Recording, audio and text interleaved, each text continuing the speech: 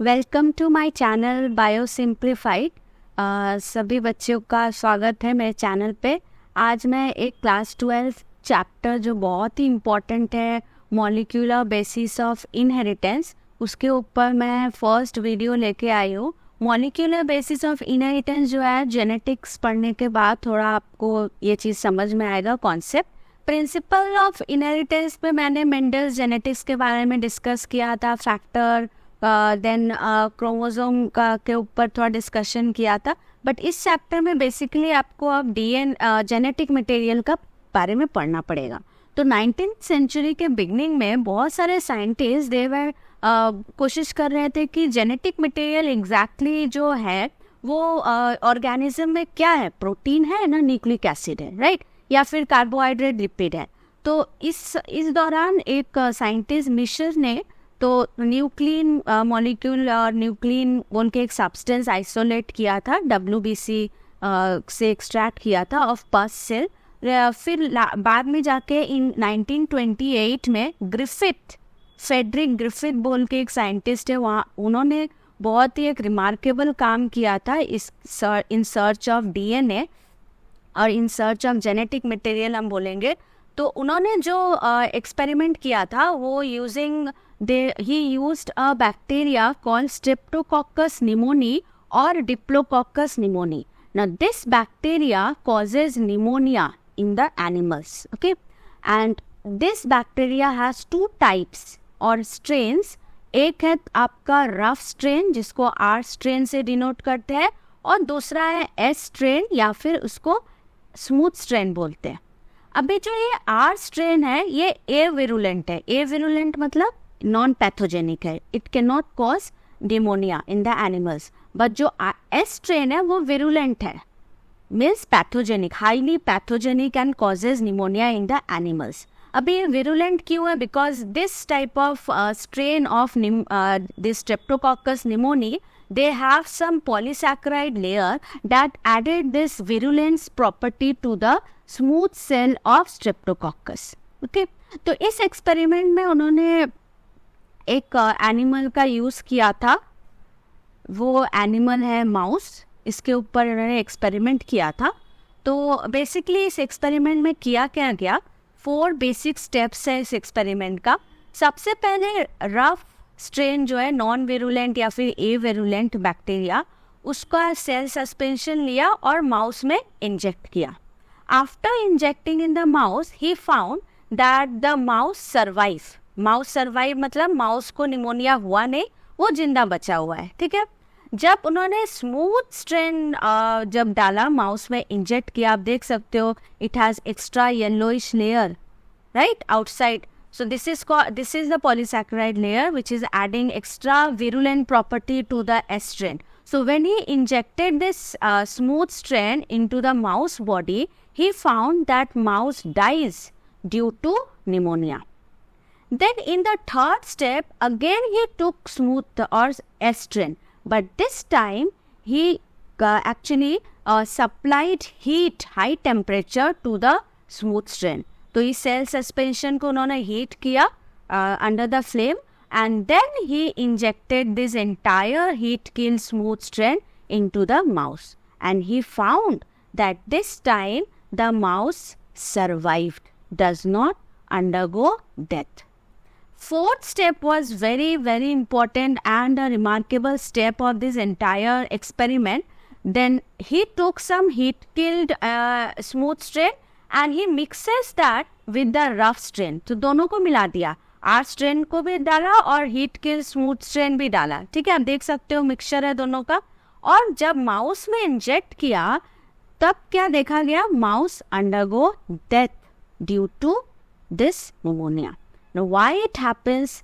जब भी ये स्मूथ स्ट्रेन को हीट किया ना, उस स्मूथ स्ट्रेन में कुछ ऐसा सब्सटेंस होगा, that substance is not completely destroyed by heating, and when this R strain is mixed with S strain, that substance get transformed into this R strain.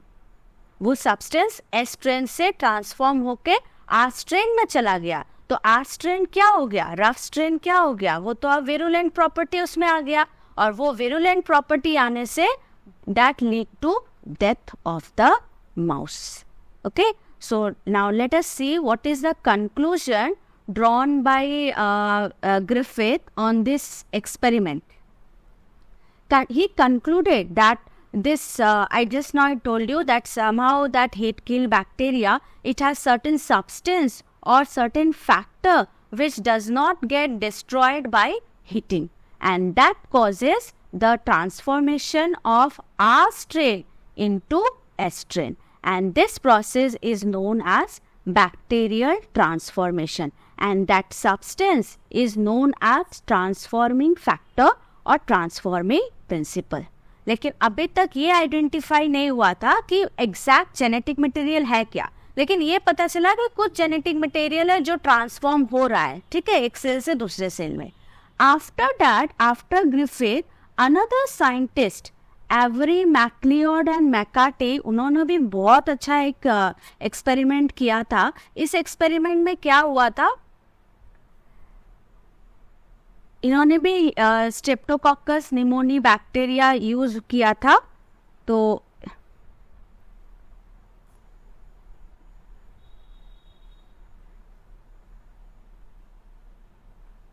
इसमें हुआ था जो हीट किल, जो S cell ये use किए थे, smooth bacteria heat kill that causes pneumonia, जो पिछले वीडियो में मैंने बताया था, उसका एक सेल सस्पेंशन लिया, ठीक है, उसको हीट किल्ड हो गया उसका टेम्परेचर, हाई टेम्परेचर पे. somehow by using certain physical method or chemical method, from this entire suspension 2 important biomolecules were removed, lipid and carbohydrate. So what is left in this suspension? Protein, RNA and DNA remains. ये nucleic acid पूरा है और protein भी है, ठीक है. अभी इस एंटायर सस्पेंशन को 3 अलग अलग टेस्ट ट्यूब में डिवाइड किया. आप देख सकते हो 3 टेस्ट ट्यूब में डिवाइड किए. फर्स्ट टेस्ट ट्यूब, इसमें इस सस्पेंशन में तो तीनों मॉलिक्यूल है, प्रोटीन भी है, आरएनए भी है और तुम्हारा डीएनए भी है, सभी कुछ है, तीनों मॉलिक्यूल. और इस सस्पेंशन में क्या ऐड किया? प्रोटीएज या फिर proteinases. Now this enzyme can digest protein. तो अब क्या हुआ, जैसे इसमें ऐड किया प्रोटीन डाइजेस्ट हो गया, no more protein is left in this suspension but DNA and RNA both are present, ठीक है. नेक्स्ट वाले टेस्ट ट्यूब में भी तीनों मॉलिक्यूल है, तीनों बायोमॉलिक्यूल है, इसमें ऐड किया राइबोन्यूक्लियस, ये एंजाइम ऐड किया. तो ये राइबोन्यूक्लियस क्या करेगा? आरएनए को डाइजेस्ट करेगा. और this suspension does not contain RNA but protein and DNA is present, ठीक है. लास्ट वाले टेस्ट ट्यूब में क्या किया? डीऑक्सी राइबोन्यूक्लियस डाला. तो जब डीऑक्सी राइबोन्यूक्लियस डाला तो that causes complete digestion of DNA. So no DNA is present in the third test tube. इसमें डीएनए नहीं है, सिर्फ आरएनए और प्रोटीन सिर्फ है. ओके, नाउ इसमें से जो सस्पेंशन लिया उसमें कॉनिकल फ्लास्क में इसको ट्रांसफर किया और उसी सस्पेंशन में रफ स्ट्रेन ऐड कर दिया, आर स्ट्रेन ये ऐड किया. और आर स्ट्रेन ऐड करने के बाद कुछ देर बाद फिर टेस्ट हुआ that R strain cells now become transformed into S cell. Understood? Second वाले में भी वही हुआ, आर स्ट्रेन तीनों टेस्ट फ्लास्क में ही डाला, सिर्फ इसमें भी वही चीज हुआ, R strain get transformed into S cell. But जब थर्ड वाले फ्लास्क को चेक किया आर स्ट्रेन डालने के बाद, नो स्मूथ सेल्स और नो एस सेल्स अपीयर्ड. ये क्यों हुआ? What is the reason? Now इसमें क्या था, इस टेस्ट ट्यूब में तो प्रोटीन नहीं था बट डीएनए एंड आरएनए था. तो that DNA actually is transformed from the S cell to the R cell. Because heat kill तो आपके यहाँ पे तो हीट किल्ड एस सेल थे ना. तो पहले ग्रिफिथ एक्सपेरिमेंट में तो बोला ही था कि ऐसा कोई मॉलिक्यूल, ऐसा कोई सब्सटेंस है which is not get destroyed. So ये एक्चुअली है ये फैक्टर यहाँ पे. तो वही फैक्टर क्या हुआ, ये आर सेल में गया और आर सेल से ये कन्वर्ट हो गया स्मूथ सेल्स में, एस सेल्स में. तो DNA is exactly causing this transforming property. Okay, ये थर्ड सेकेंड केस में भी वही हुआ.